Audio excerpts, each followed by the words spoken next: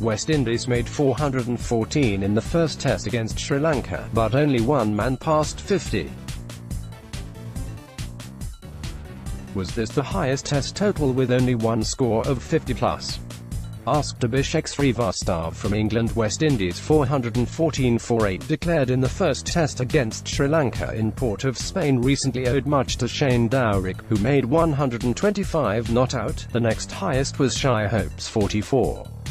There have been 6 higher test totals that included only one score of 50 or more, the highest of all being South Africa's 491 against Australia in Johannesburg in 1935-36, when Dudley North made the little matter of 231.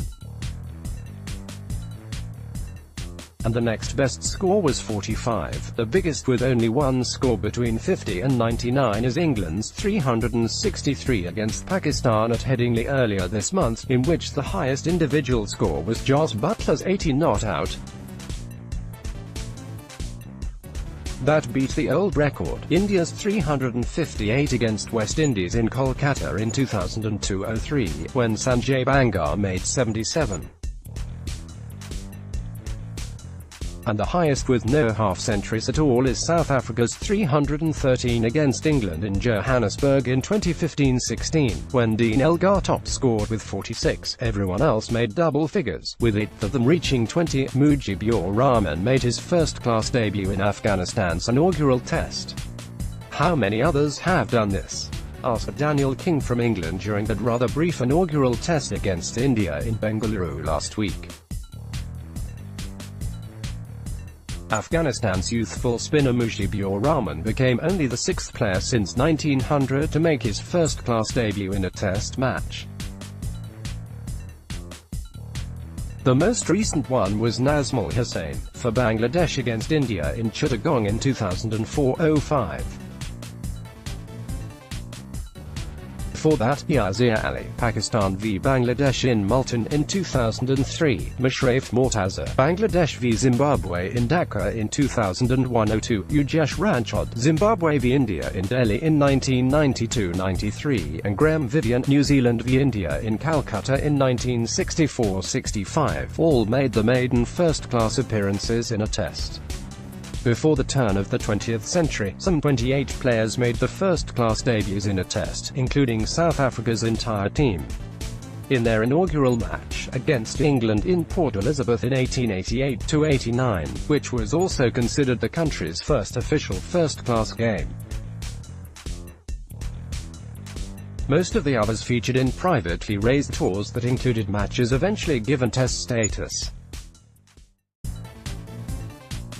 At 17 years 78 days, Mujib was the youngest test player since Nazmul Hussain, who was 5 days younger when he made his debut in the 2004-05 match in Chittagong mentioned above. Only 14 players younger than Mujib have ever appeared in a test. For the full list, click here. Has anyone, man or woman, ever scored a double century and taken 5 wickets in the same one-day game before Amelia Kerr last week? Asked Derek Paul via Facebook. That amazing performance by New Zealand's Amelia Kerr against Ireland in Dublin last week, when she followed 232 not out with 5 for 17, was a first for international cricket. Only 3 men have scored 100 and taken a 5-4 in the same ODI. For the list, click here. But there has been one similar instance in men's List A games. In the NatWest Trophy in 1984, Alvin Kalakaran hit 206 for Warwickshire against Oxfordshire at Edgbaston, then took 6 for 32 with his rarely seen off-breaks. Kerr's score was the highest in women's one-day internationals, eclipsing Belinda Clark's unbeaten 229 for Australia against Denmark in Mumbai during the World Cup in December 1997, nearly 3 years before 17-year-old Kerr was born. The male cricketer to come closest to Amelia Kerr's 232 not out and 5-4 in an ODI is Alvin Kalakaran, who made 206 and took 6 wickets in a List A game in England in 1984. Getty Images. Callum McLeod now scored more ODI centuries than any other non-test player. Asked Graham Brown from Scotland. Callum MacLeod's unbeaten 140 in Scotland's stunning win over England in Edinburgh last week was his 7th century in one-day internationals. Only 64 batsmen have scored more, for the list click here. The only one above MacLeod who has not played a test match is Australia's Aaron Finch, who now has 10 ODI hundreds, and 1 in a T20 international.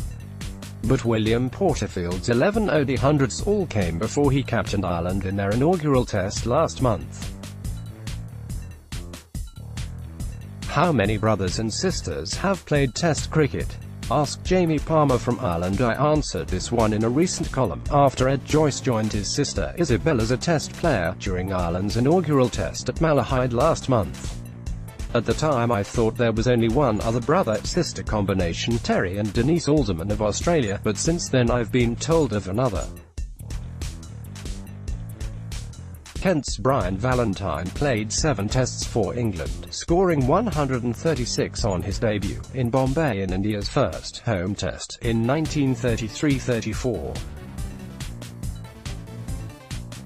And his sister, Carol Valentine, toured Australia in 1934-35, playing in the inaugural Women's Test match, in Brisbane.